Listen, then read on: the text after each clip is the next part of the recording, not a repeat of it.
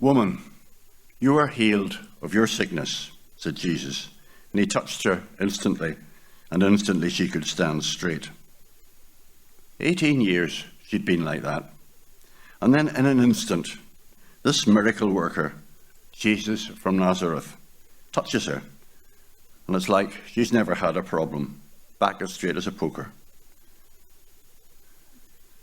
I remember when I was sort of doing up our house, and somebody gave us, it was a gift. So it was the carpet from the old co-op, and they were trying to get rid of it, and we got a lot of it, and I didn't get anybody else to do it. I did it myself, fitted it and all the rest of it, and I'm afraid I used a pair of scissors for quite a lot of it, and I don't think that was a very good idea, because at the end of it my finger had a sort of a bit of a lump in it, and it never really went away, and the finger got worse and worse as time went on, and eventually it really was quite curved, and I had to have an operation to straighten it.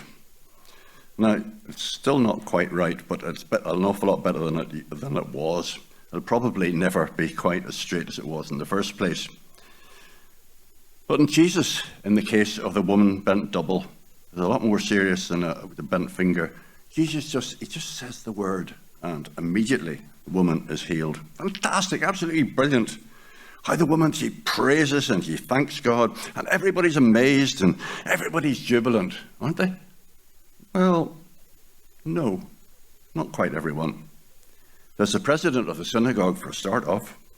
He's not a happy bunny at all. In fact, he's extremely angry indeed. How dare Jesus heal on the Sabbath? There are 6 days for work. 6. Those are the days of healing. The Sabbath day is holy.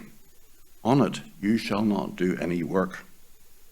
Neither you, nor your son, nor your daughter, nor your servants, nor your cattle, nor your house guests, no one, absolutely no one is to work on the Sabbath. That's what the law of Moses says. How dare you go against the law of Moses? No, he's not happy at all. But look at the amazing miracle. The poor woman bent double for nearly 2 decades, and now she's free of her sickness. Surely that's something to rejoice about. Look, the law of Moses says, no work on the Sabbath. Healing is work. Are you simple in the head or something? You can't go against the law. I know this woman needed healing, but surely she could have come tomorrow. That's a normal working day. If she'd had the disease for 18 years, how's one day going to make any difference? Especially if it means not breaking the law. There's nothing, absolutely nothing more important than keeping the law. Now, we can just imagine all the arguments. Jesus is getting quite a reputation for being a troublemaker. He's absolutely bent on annoying the Jewish leaders, or so it seems. The president of the synagogue may well have felt he was taking a chance on allowing Jesus into the synagogue, but he'd done it, and this is how Jesus had repaid him. Bad enough, the law of Moses being broken at home or in the street, but in the synagogue? It's unforgivable. And there's no way he's going to let this Nazarene back into the synagogue again. And that's the last we hear of Jesus and his disciples in a synagogue. From then on, all the preaching is outside the synagogues, apart from the temple in Jerusalem in the week before his death. Why such a kerfuffle? Yes, technically the rules have been broken, but surely it was a good cause. But that's to look at the situation with the 21st century Western eyes. In Jesus' time, the law really was the law. It was religious law, but it was also the law for all the Jews. They were expected to obey it in their daily lives. And naturally, being human beings, there were differences in how the people obeyed or tried to obey the law. But to the religious leaders, their main aim in life was to make sure that as many people followed the law as carefully as possible. And that's why they felt they, as leaders, had been put on earth. That's what they've been put on earth by God to do. So perhaps we shouldn't judge them too harshly. They just felt they were doing God's will. In some ways, we had something similar in this country with our Protestant Sundays of a generation or more back. Church leaders more concerned about keeping what they felt were the rules, that they advocated dotty ideas like chaining up public swings. They'd missed the point about Sunday being a day of relaxation and rest. They were like the Pharisees, complaining to Jesus as he walked through the fields, rubbing the ears of corn on a Sabbath day. But to understand the zeal of the Jewish leaders for the law at the time of Jesus, we really have to go further back in time to the exile of the Israelites in Babylon. And this was an absolutely traumatic event. How could they? I mean, they were God's chosen people after all. How could this have come to pass? What had happened? Why had God allowed it? And they came to the conclusion it was because they had strayed so far from the law that God had punished them with exile. And they resolved there and then that if and when they ever returned to Israel, they would make sure that everyone kept the law so this awful thing would never happen again. And you can get some idea of the idea from last few verses of the passage that Margaret read from Isaiah 58. If you keep your feet from breaking the Sabbath and from doing as you please on my holy day, then you will find joy in the Lord, and I will cause you to ride on the heights of the land and to feast on the inheritance of your father Jacob. In other words, keep the law and you'll prosper. It was a very powerful driving force. The leaders spent years studying the law and redefining it. The fourth commandment basically says no one should work on the Sabbath. But then what does work mean? Can you make meals? Well, you can eat them, but the ingredients should be prepared the night before. Is walking work? Well, you've got to be able to do some walking, otherwise you wouldn't even be able to get to the synagogue, but perhaps there ought to be a limit. And so we get that phrase, a Sabbath day journey, the maximum distance you could walk on the Sabbath before it was considered work. Can you water your cattle? Well, it is work, but it would be cruel to the cattle not to water them, so that's allowed. What if someone's life is in danger and work is required to remove the danger? Well, that's okay. But if the condition is not life-threatening and they're just sort of stuck there with a broken arm or so, you can wait till the day after. Jesus would have known all the arguments and the counter-arguments and the finer points of the law. You remember him staying behind in the temple to listen to the Jewish leaders when he was only 12 years old. So Jesus would have known what the people wanted to do, that when people wanted to, there would be devious ways around the law. For example, the fifth commandment, which is to honor your father and your mother, this expected that children would look after their parents in their old age.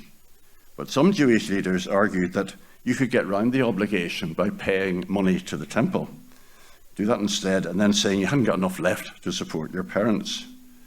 In this instance of observing the Sabbath, Jesus quotes the by-rule that allowed cattle to be untied so that they could be given water.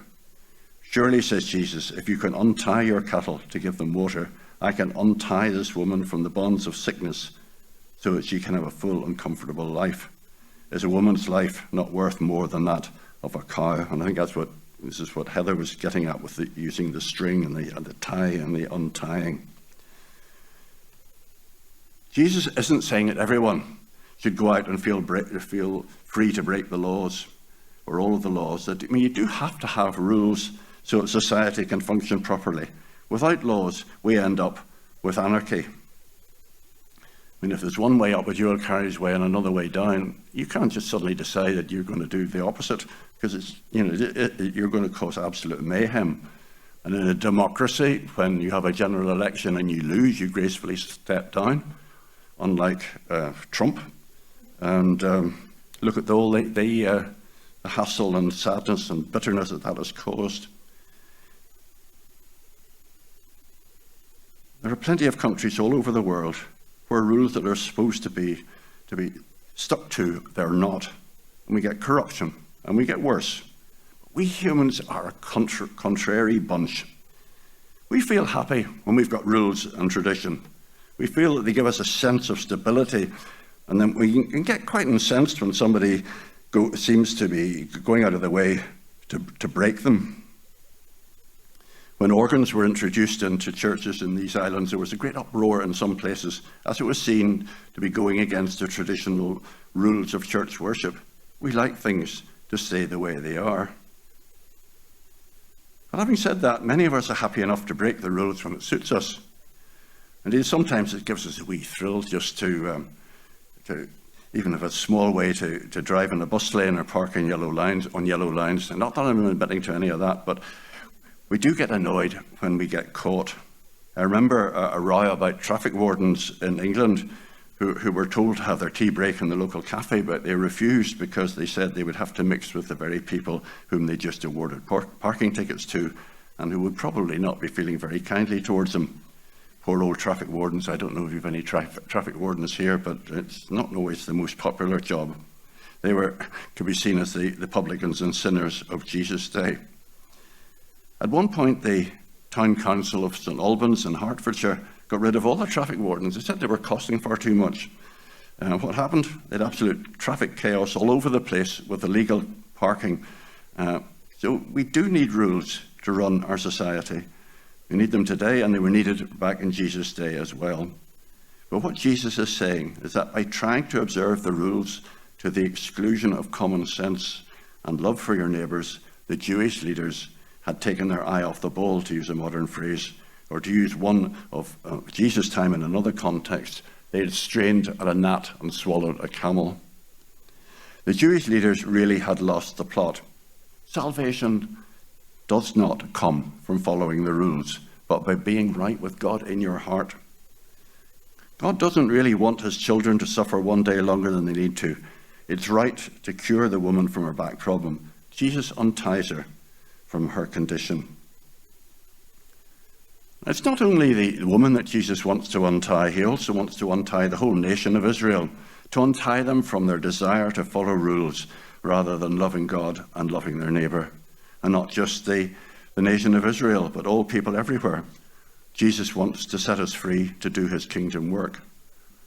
That's true Christian freedom. Not freedom to break all the rules, but freedom to do good to all those we meet, because we have the love of God firmly lodged in our hearts. In this story, Jesus heals the woman from her condition miraculously, and such miracles can still happen today. I remember a lady called Sharon Mackay, who some time back, who was the wife of a then Methodist minister, William Mackay. We went to Edge Hill together, and Sharon had been diagnosed with secondary lung cancer following an MRI scan and had been given less than a year to live. But there was a period of intense prayer for Sharon.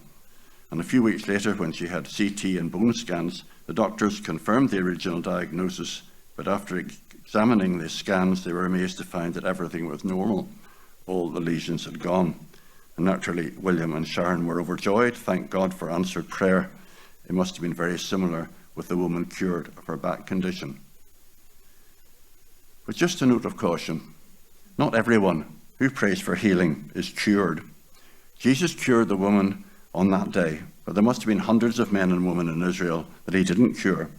Why some are cured and some are not, I'm afraid I can't answer it. I remember doing an interview some time back for the Methodist newsletter with a Reverend David Wilkinson, and that was one of the subjects we discussed. David Wilkinson's wife, herself a successful Methodist minister, was struck down practically overnight with symptoms that almost paralyzed her, and it was a number of years before she regained anything like full health again. Why? Gordon Fee, a Pentecostal theologian, contrasts two situations, cured and not cured. In the first, he visited a man called Stan in hospital. Stan was a vital member of the local congregation, but he was dying from cancer. He was surrounded with prayers for his healing, but it didn't happen, and Stan died 3 months later, although without any disillusionment, knowing that he would enter his eternal reward. The second situation was when Gordon Fee was watching television, and the wife of a well-known televangelist was pointing her finger at the television audience and shouting with a brittle harshness, "If any of you is out there dying of cancer, it's your fault. It's your fault. It's not God's. God wants to heal you." As Gordon Fee says, 2 stories, 2 followers of Christ. I prefer the former. As I said, not all our requests for healing result in a cure. Paul asked God for a cure from his condition, but God only said that he would give him sufficient strength to bear it. The anonymous woman in our story was healed by Jesus, and I believe Sharon Mackay was also, but there are many others who are not cured. Were not cured then and are not cured today. But even if we're not necessarily cured from a particular condition, we can be untied. We can be untied from it, untied from the worry of what lies before us. We can be healed in that way. Jesus said, "Don't worry about tomorrow."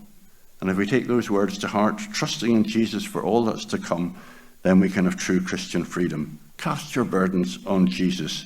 He will carry you through. As John Wesley said as he neared the end of his life, the best is yet to come. God give us each the strength to believe that and to receive a true untying. Amen.